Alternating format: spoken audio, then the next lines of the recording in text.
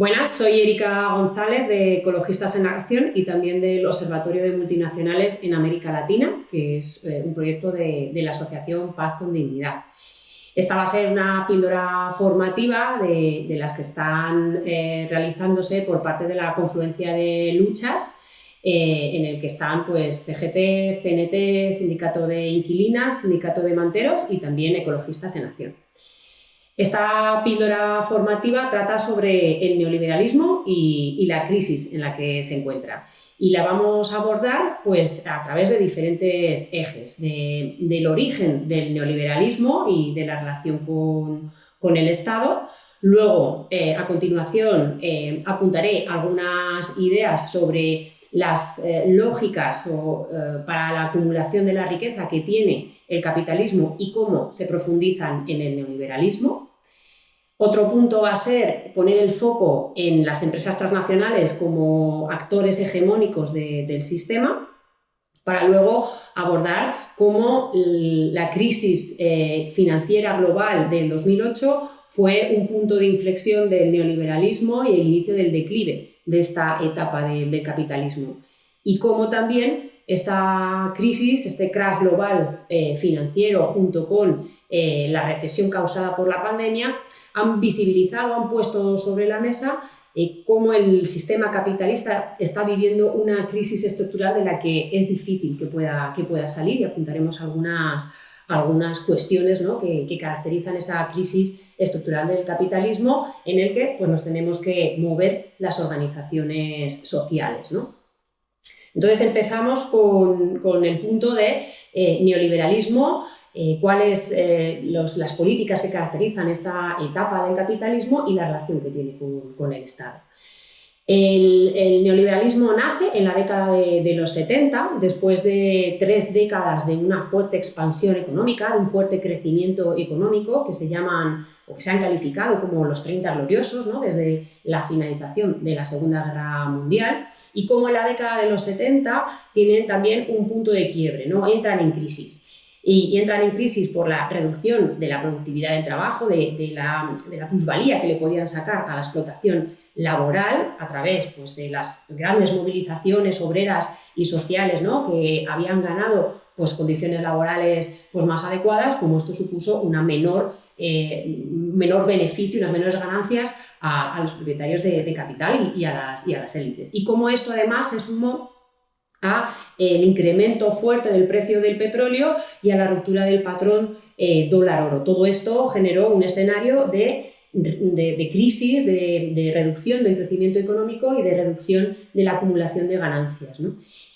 Y como en toda crisis estructural del capitalismo se produce pues, una reestructuración en relación o en función de las relaciones de poder que tienen los diferentes actores en el sistema, ¿no?, por parte del Estado, de los mercados, pues, personalizados en la economía productiva por las empresas transnacionales y por los trabajadores, trabajadoras y resto de la población, ¿no?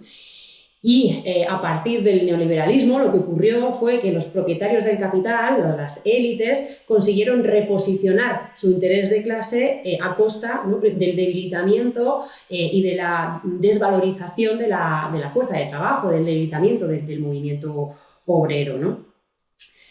Lo que caracterizó en la etapa keynesianista de esos 30 gloriosos, ¿no?, que fue un pacto capital-trabajo que permitió mantener elevadas tasas de ganancia para estos propietarios del capital y a la vez conseguir pues, una cierta redistribución a través del salario y a través de una provisión de servicios públicos más o menos grande en función del Estado que fuera, pues ese pacto capital-trabajo quebró durante los 70 porque la rentabilidad ya no daba para proveer tanto las ganancias del capital como la redistribución hacia los trabajadores, trabajadoras y el resto de la población.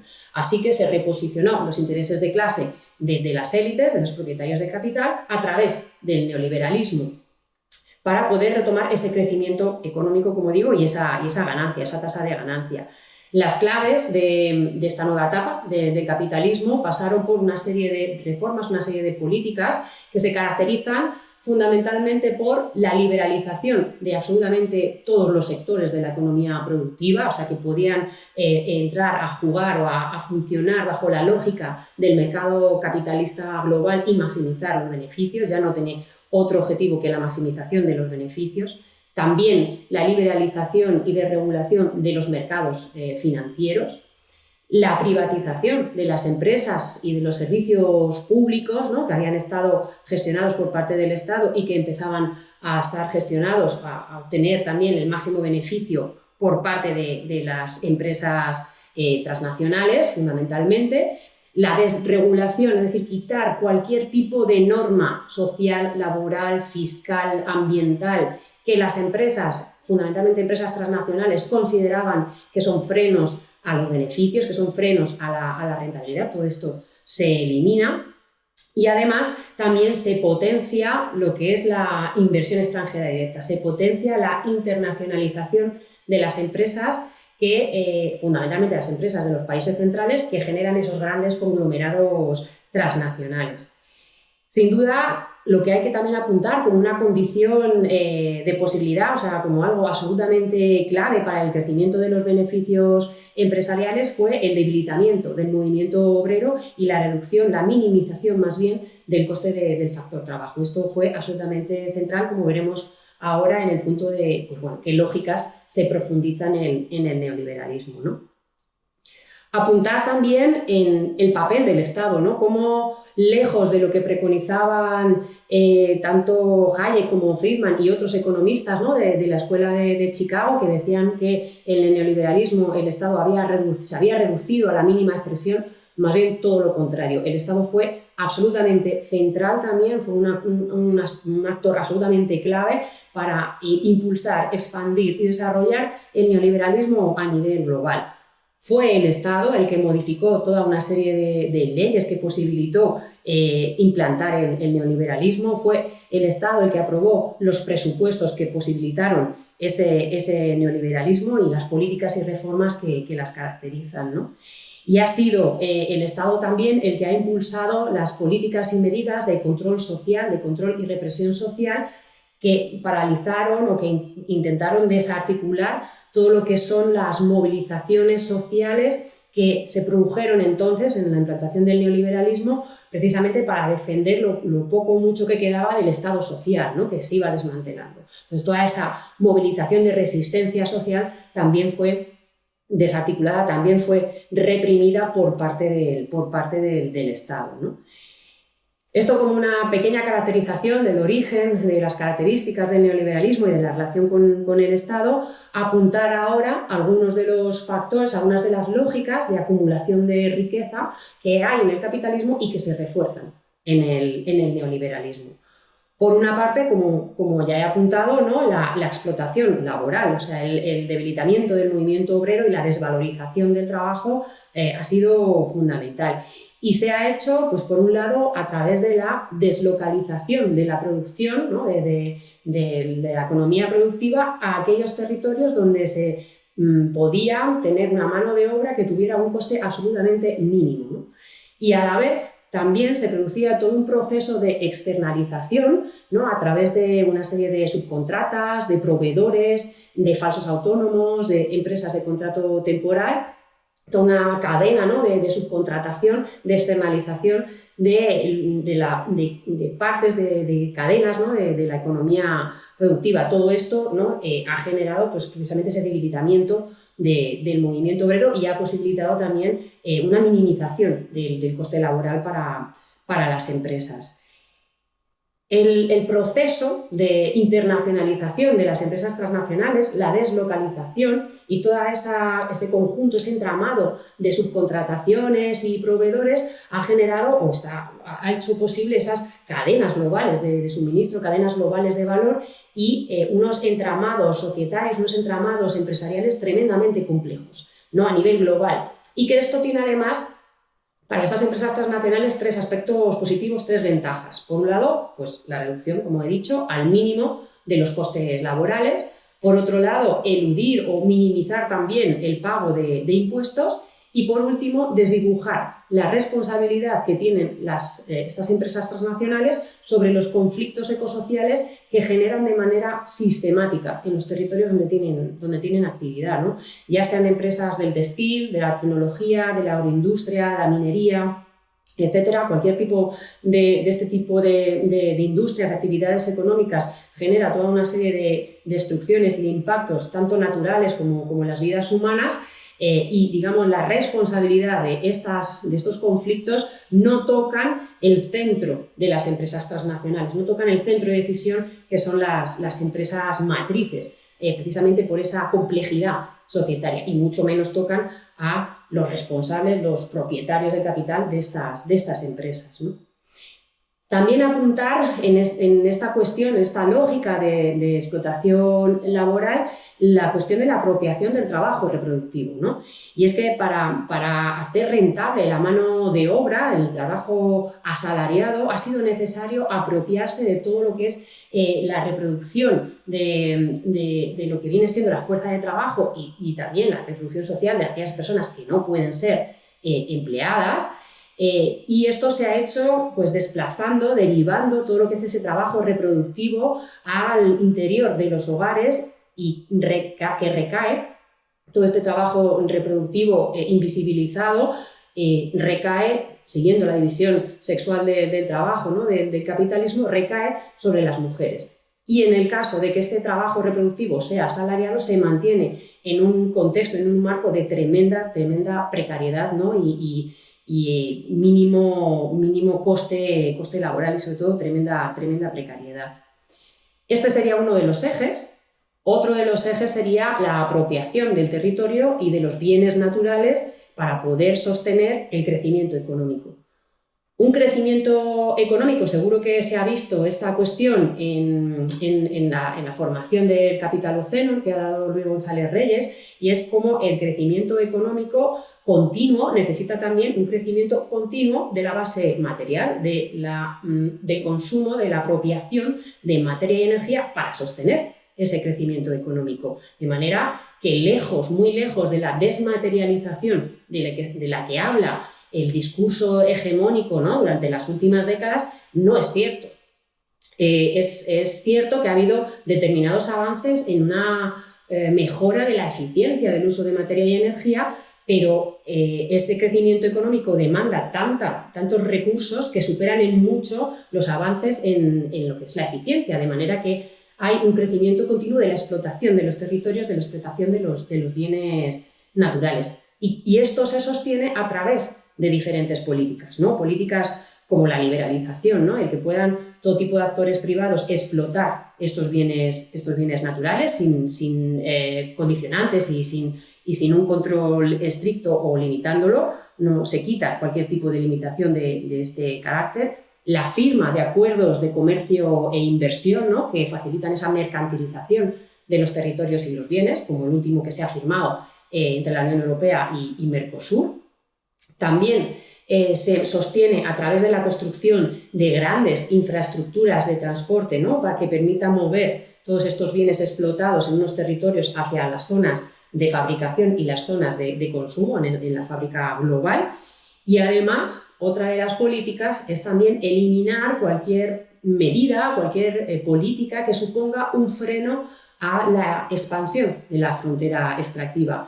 Que eliminar cualquier freno social, cualquier barrera social, cualquier movilización que pueda poner alguna traba a encontrar nuevos yacimientos mineroenergéticos que se necesitan para el crecimiento económico. Como digo, en la formación que se ha dado sobre Capitaloceno se analiza, seguro que muy bien, los conflictos ecosociales asociados a esta lógica de crecimiento económico y cómo nos ha puesto en una situación de colapso, ¿no? Y por último, otro de los ejes de acumulación de ganancias básico para el neoliberalismo, que ha sido la financiarización, ¿no?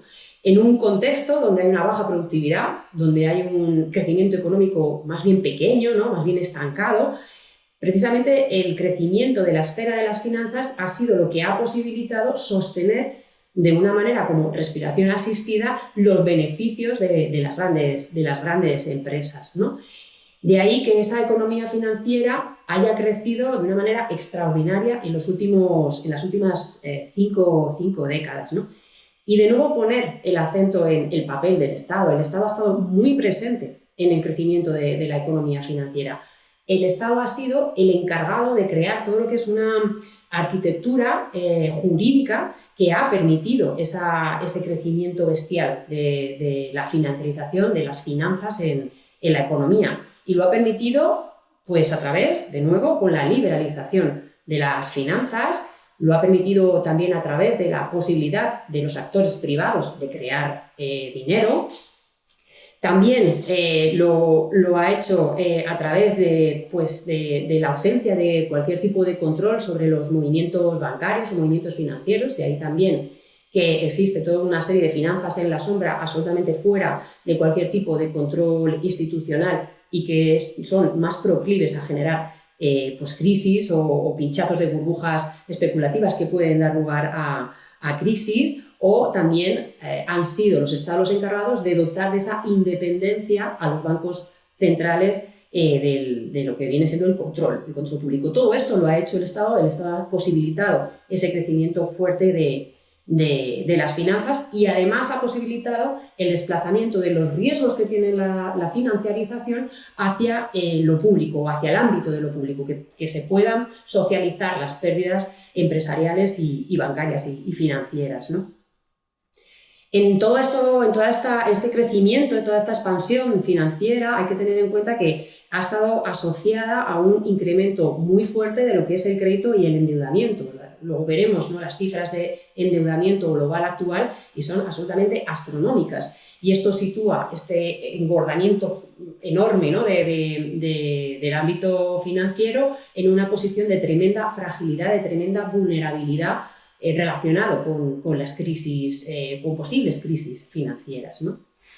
En definitiva, las finanzas ahora mismo tienen en la economía más peso que en la economía productiva y además no solo eso, sino que son los bancos y son sobre todo los fondos de inversión y gestoras de fondos de inversión quienes tienen la propiedad de las empresas transnacionales que controlan los sectores estratégicos de la economía productiva. O sea, el poder de las finanzas es prácticamente absoluto en lo que viene siendo en la economía productiva y por supuesto, en la economía financiera, ¿no? Hablando de las empresas transnacionales, por poner el acento en uno de los actores, el principal actor hegemónico que existe en el neoliberalismo, que son esas corporaciones transnacionales.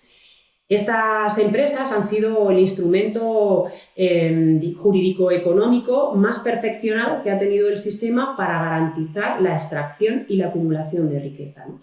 Y esto ha sido posible, pues, especialmente en el neoliberalismo, porque se ha permitido acelerar todo un proceso de concentración y centralización del capital. Con el neoliberalismo se ha permitido un crecimiento muy rápido de todo un proceso de absorciones y de fusiones que han ido generando esos gigantes corporativos, esos gigantes empresariales, esa enorme concentración de sectores estratégicos de la economía en muy pocas manos. Pocas grandes empresas controlan la gestión de sectores estratégicos de la economía, como son la banca, como son las tecnologías de la información y la comunicación, como es también la agroindustria, la farmacia, etcétera, ¿no? Muchos sectores que son claves en la economía y que están controlados por pocas empresas, por pocas grandes empresas. Y aún menos empresas son las propietarias de estas empresas transnacionales. Y hablamos de las propietarias como principalmente fondos de inversión y gestores de fondos de inversión, que son los propietarios del capital actualmente, ¿no? Hablamos de fondos de inversión que seguramente todas y todos conocemos, ¿no?, como Vanguard, como BlackRock, State Street, como Capital Group. Son grandes fondos y gestoras de fondos de inversión que tienen la propiedad de muchísimas empresas. Y también hay que apuntar los fondos de inversión que son soberanos, que provienen de gobiernos, de estados, como son el noruego, el chino, el de Qatar o el de Arabia Saudí, ¿no? La propiedad, precisamente, por parte de estos fondos de inversión de las empresas que gestionan la economía, lo que hace es implantar estrategias más agresivas aún de lo que ya venían siendo para la obtención del máximo beneficio y, sobre todo, para la mayor retribución al accionista, ¿no?, para que tengan una tasa de beneficios cada vez mayor estos propietarios del capital, ¿no? Se genera toda una lógica de especulación que se traslada de las finanzas a la economía productiva, siendo mucho más agresiva esa obtención de beneficios, que evidentemente a partir de lo que ya hemos visto, ¿no? de una mayor explotación del trabajo y una mayor explotación de los territorios y de los bienes y servicios, y por supuesto de la especulación financiera con todo lo que pueda comprarse y venderse, ¿no? De nuevo, apuntar cuestiones del Estado, ¿no? Las empresas transnacionales ha sido posible su poder actual por la presencia del Estado, porque el Estado les ha dado un soporte político-económico absolutamente constante. Ha puesto a su servicio, pues desde la diplomacia económica, la firma de acuerdos de comercio e inversión, los créditos blandos, una serie de políticas de internacionalización y, por supuesto, también mecanismos o medidas de represión y control social para controlar las movilizaciones, las respuestas sociales que intentan frenar el avance, pues, de la mercantilización o de la explotación de los territorios. Y, de hecho, también utiliza el ejército, las intervenciones militares sobre tanto territorios como sectores estratégicos para la economía y fundamentalmente para las empresas transnacionales que gestionan esa parte de la economía, ¿no? Y esto lo pone a su disposición el Estado. Y esto se permite, toda esta maquinaria es posible porque se va engrasando lo que hemos llamado en el Observatorio de Multinacionales en América Latina toda una clase político-empresarial, ¿no? Se desdibuja la esfera política y la esfera empresarial y se genera toda una clase político-empresarial a través de diferentes mecanismos, ¿no? Y es esta vinculación que existe entre los estados centrales y las empresas transnacionales las que van posibilitando la modificación de toda una serie de normativa, una serie de políticas, tanto internacionales como nacionales, que son funcionales a los intereses de las empresas transnacionales, que son adecuadas o que posibilitan y benefician estos negocios de las empresas transnacionales, ¿no?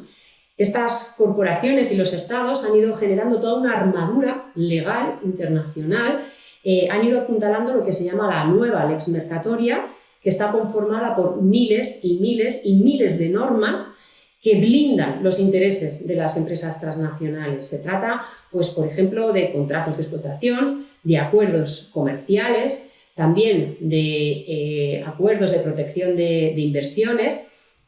Por otro lado, también o se contemplan dentro de lo que son los ajustes, políticas de ajuste estructural y créditos condicionados, y por supuesto tienen una instancia de garantía y de fortaleza de este derecho corporativo global, que son los tribunales de arbitraje internacional, ¿no? Todo esto conforma, como digo, esa nueva lex mercatoria, que es un derecho duro, un derecho coercitivo, un derecho sancionador que protege, que blinda con mucha fortaleza los intereses y los negocios de las empresas transnacionales.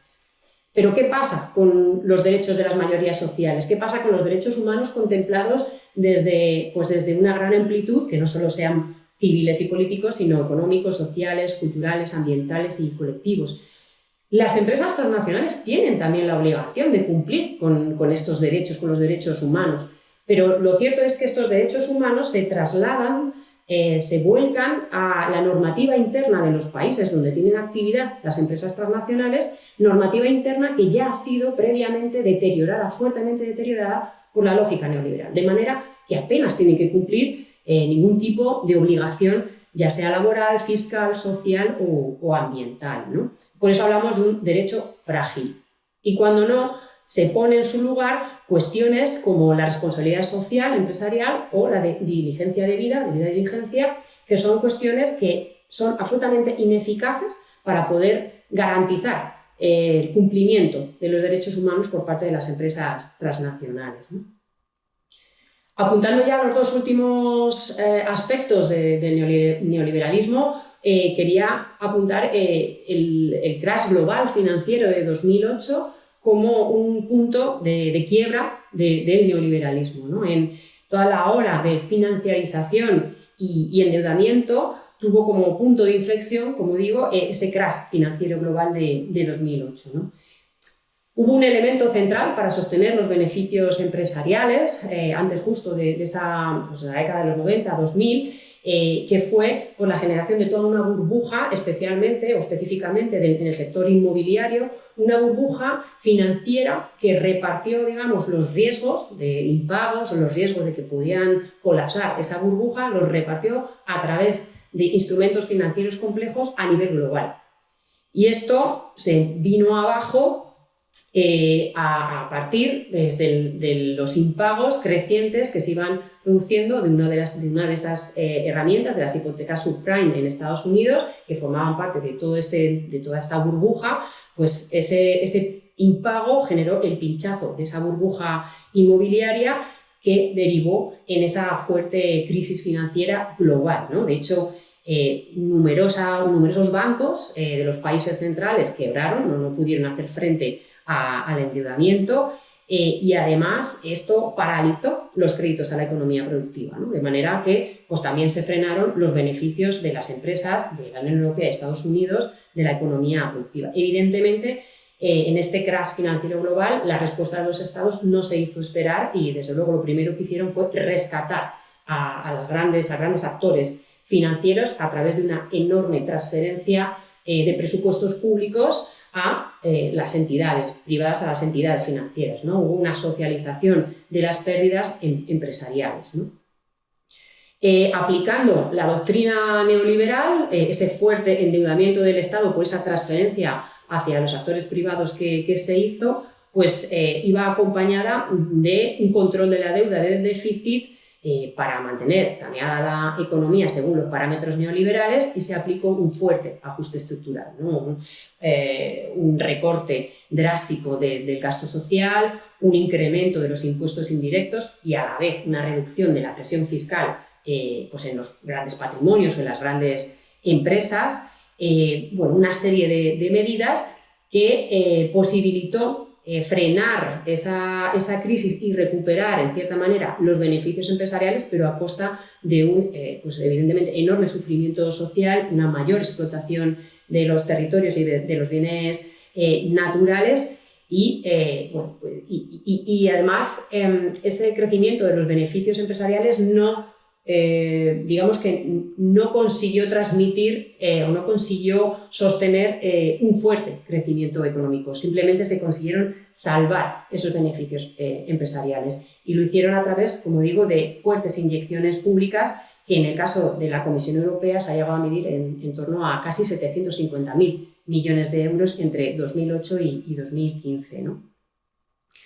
Como digo, se profundizaron esas políticas de ajuste estructural que permitieron esos beneficios empresariales y, desde luego, un fuerte sufrimiento social y movilización que generó pues, una serie de, digamos, inestabilidad política, y de la cual tomaron nota pues, los poderes para las siguientes crisis, que la siguiente crisis fuerte tuvo lugar durante la pandemia, ¿no? En la pandemia hubo tal paralización económica que no se había visto durante décadas, ¿no? No solo comparable a la crisis de 1929, se produjo durante la pandemia pues, la paralización completa de las cadenas globales de valor y un frenazo, digamos, en seco de esa economía mundial.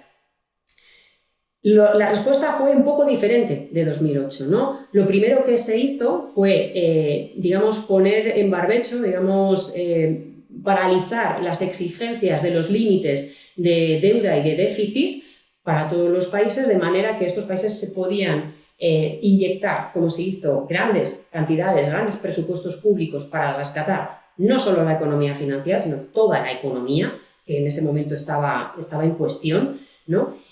Sin tener que estar asociado a un fuerte ajuste estructural, que no quiere decir que no haya ajuste estructural. Sigue habiendo políticas neoliberales que siguen profundizando tanto en la privatización de servicios públicos como una mayor explotación laboral, ¿no? O la explotación de los territorios. Esto sigue ocurriendo, no con una agresividad tan fuerte como el plan de ajuste estructural de 2008, pero veremos cómo responde el sistema si se dan crisis financieras, ahora veremos, ¿no? en estas circunstancias, y cómo se responde en relación a esos ajustes estructurales, ¿no?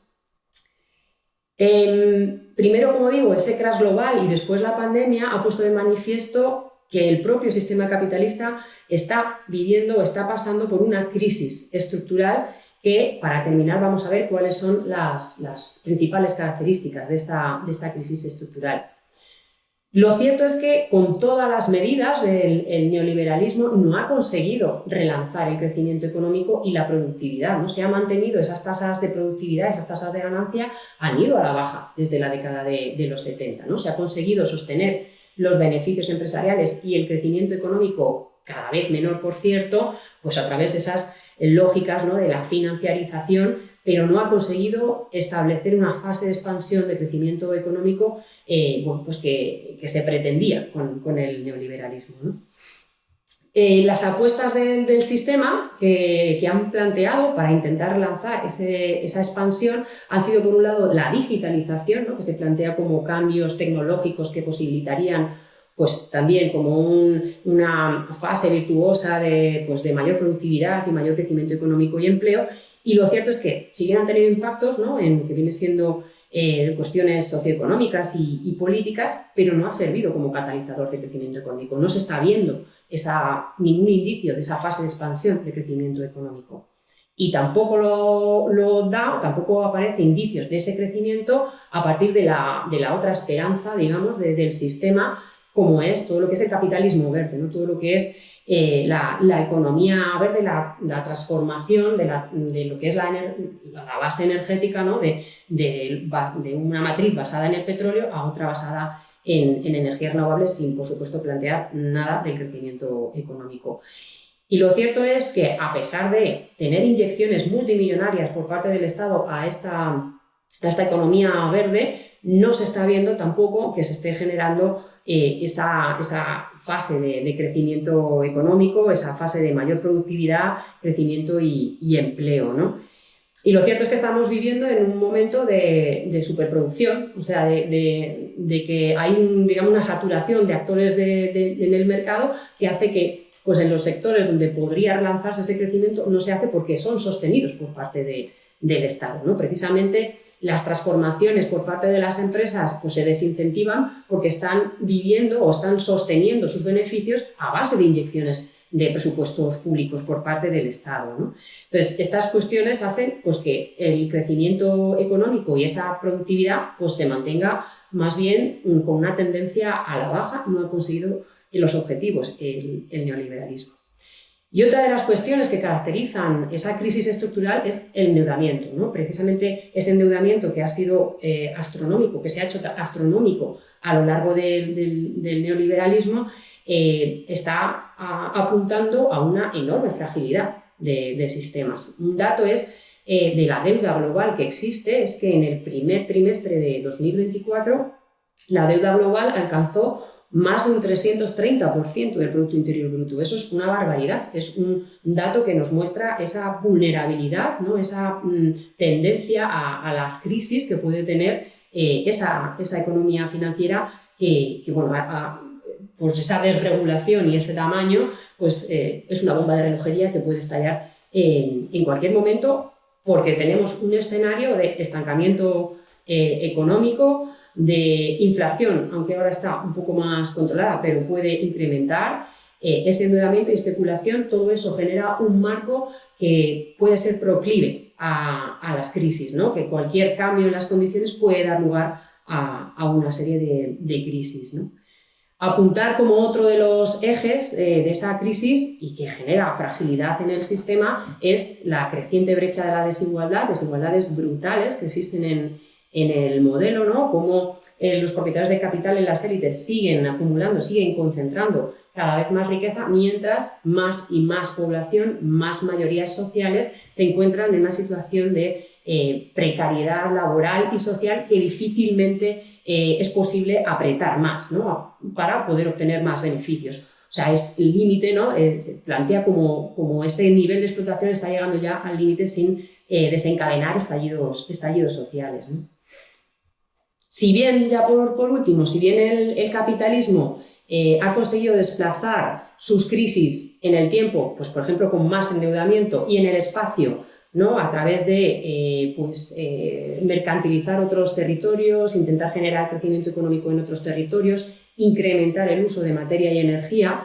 Estos desplazamientos van a ser, en este contexto, muy difíciles de que se produzcan, ¿no? De que se reproduzcan. Es muy difícil que pueda darse por parte de las finanzas y del endeudamiento un crecimiento económico, precisamente por lo que hemos comentado, ¿no? de una mayor tendencia a las crisis. Es muy difícil que pueda dar ese crecimiento económico y sí crisis. Y en un contexto de emergencia ecológica y de una fase de declive del acceso barato, ¿no? A la energía y la materia, pues también es complicado que se pueda desplazar esas crisis. De manera que el sistema se encuentra limitado. De hecho, los límites biofísicos están imponiendo los límites al crecimiento económico, y en ese contexto, por parte de las élites, de los propietarios de capital, se intenta sostener los beneficios, y lo hace pues reproduciendo o dando una vuelta de tuerca más todo lo posible a esa explotación, ya digo, tanto de personas, de mano de obra, de territorios, de bienes y servicios, ¿no? Si bien el neoliberalismo ha conseguido legitimarse, ¿no? A nivel global a través de diferentes estrategias, tanto de estrategias de coerción, ¿no? Estrategias de control social, de fuerte represión, ¿no? Que ha ocurrido en diferentes momentos, tanto en diferentes países como en diferentes momentos de la historia, también lo ha hecho a través de mecanismos de seducción, ¿no? A través de la creación de la sociedad de consumo, de una clase media que pueda ser propietaria de la vivienda, de acciones, de objetos de consumo, ¿no? En este contexto, las estrategias de seducción cada vez van siendo menores, ¿no? Cada vez va siendo expulsada más población de esa sociedad de consumo, y van siendo más fuertes las estrategias de coerción, las estrategias de represión social fuerte para posibilitar esos mayores niveles de apropiación y explotación que se están dando, ¿no? Y es en este marco de crisis, de neoliberalismo y crisis estructural del capitalismo, con esas lógicas, ¿no? de menos mecanismos de seducción y más mecanismos de coerción, en el que nos tenemos que mover las organizaciones sociales.